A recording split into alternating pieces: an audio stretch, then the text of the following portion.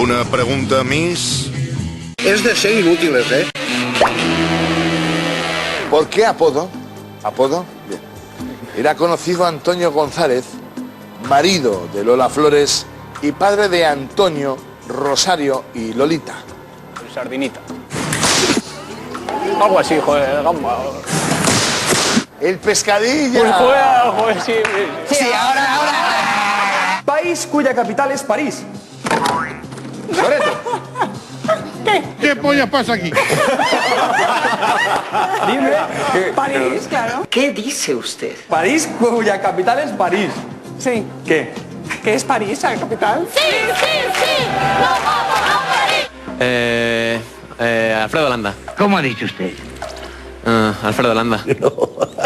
Fruta que comparte nombre con una provincia andaluza. Ivón.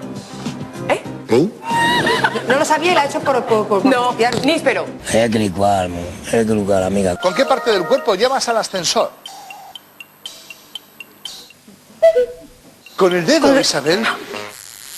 Provincia insular en la que nació Javier Bardem. Pastora.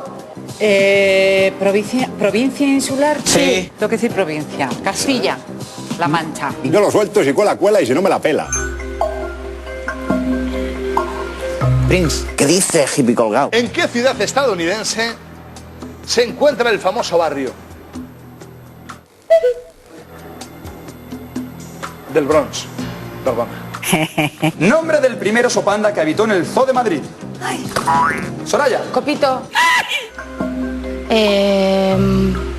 No sé, Copito, no sé. Aquesta gent tenen una obsessió malaltissa. Es de ser inútiles, ¿eh?